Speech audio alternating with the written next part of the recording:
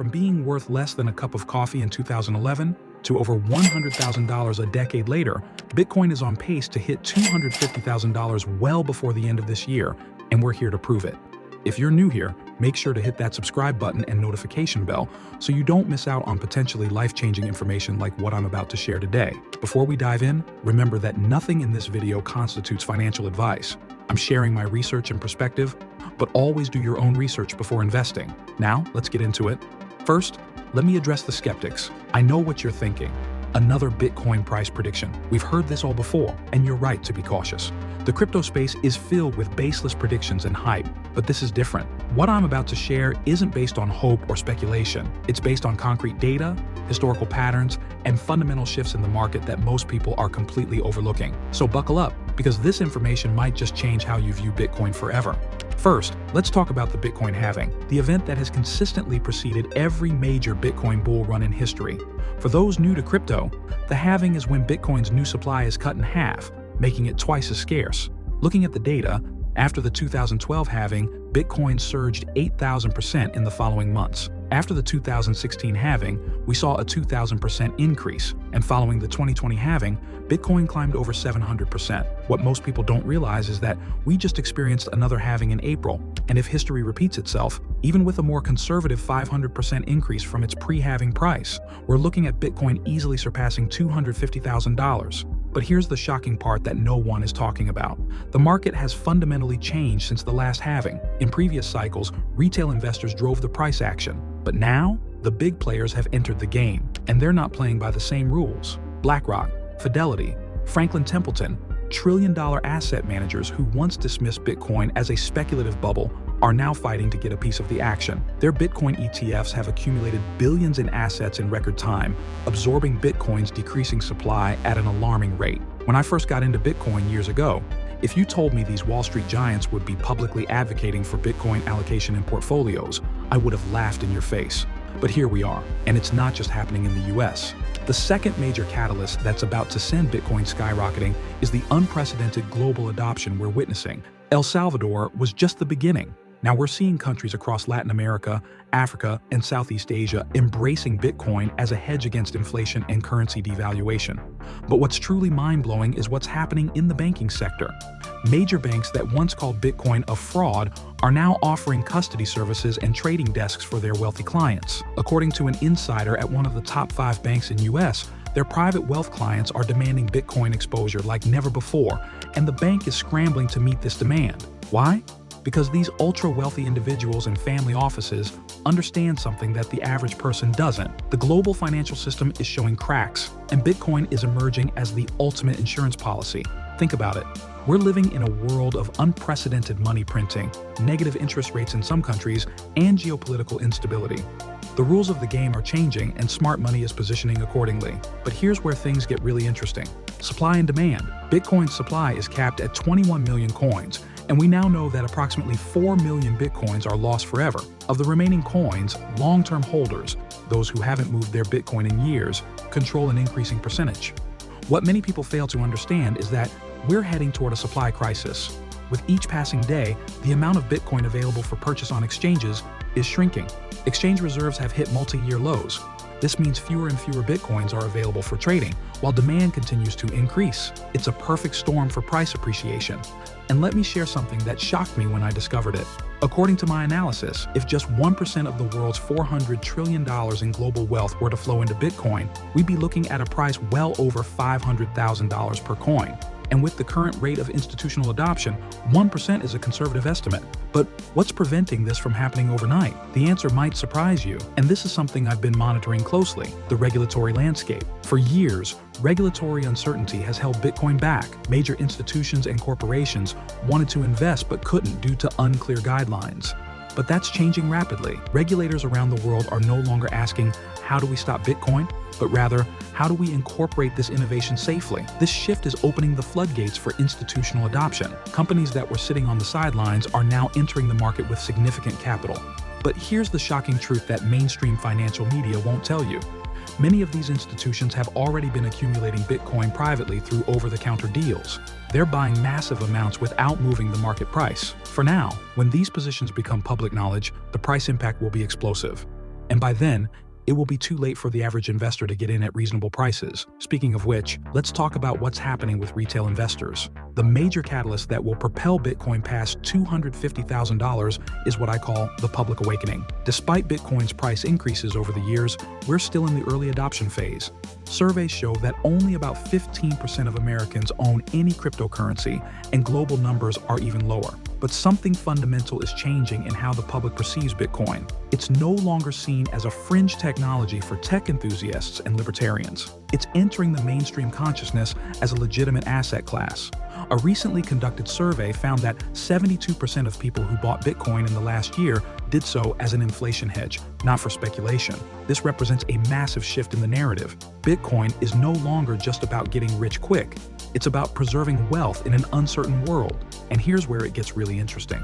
The younger generations, millennials and Gen Z, are inheriting trillions of dollars over the next decade in the largest wealth transfer in history.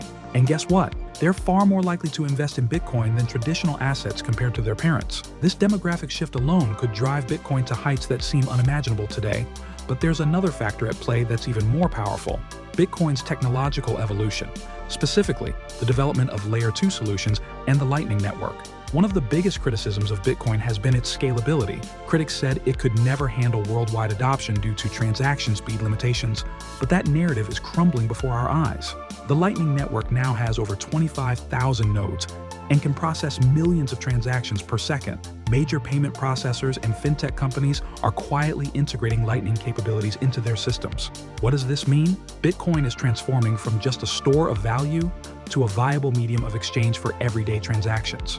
In El Salvador, Bitcoin is being used for daily purchases through Lightning-enabled apps. The experience is seamless, faster than a credit card transaction, and with minimal fees. But here's what left me speechless. Apparently, executives at 3 major payment processors are planning to roll out Lightning-enabled payment options globally within the next 12 months.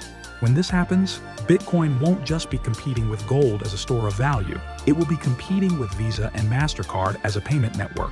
The implications for Bitcoin's value are staggering. We're not just talking about capturing a portion of gold's $11 trillion market cap anymore. We're talking about tapping into the $100+ trillion global payments industry. And that brings me to perhaps the most compelling reason why Bitcoin will surpass $250,000. The current macroeconomic environment. We're living through unprecedented times. Central banks around the world have printed trillions of dollars, euros and yen, inflating the money supply to levels never seen before. Inflation is running rampant. And despite what government figures tell you, the real impact is being felt by everyday people. Housing costs, food prices, energy, everything is becoming more expensive. In this environment, cash is no longer king. It's a melting ice cube. And traditional inflation hedges like real estate require enormous capital to enter. This is where Bitcoin shines. It offers an accessible, divisible, and portable store of value that can't be inflated away. But here's the bombshell that changed my entire perspective. In a recent conversation with a bank official, he admitted something shocking. They said many central bankers acknowledge that Bitcoin serves as an important check on their power, a release valve for the global financial system. In their words, "We know we can't stop it, so now we're preparing to coexist with it." This admission floored me. It confirmed what many of us in the crypto space have suspected for years, that Bitcoin isn't just surviving despite the system. In many ways, it's becoming essential to it. And it's this reluctant acceptance by the powers that be that leads me to believe Bitcoin's rise is not just likely, it's inevitable. But I'm not done yet. Bitcoin will surge past $250,000 thanks to the trend of corporate treasury adoption. MicroStrategy led the way, converting billions of dollars of its treasury into Bitcoin. Tesla followed suit, but these are just the companies that have gone public with their Bitcoin strategy. Behind the scenes, hundreds of companies are quietly allocating a portion of their cash reserves to Bitcoin as an inflation hedge. The Bitcoin corporate treasury movement is spreading, particularly among tech companies that understand the technology. But here's what the public doesn't know yet. At least 2 Fortune 100 companies are in the final stages of approving Bitcoin purchases for their treasuries.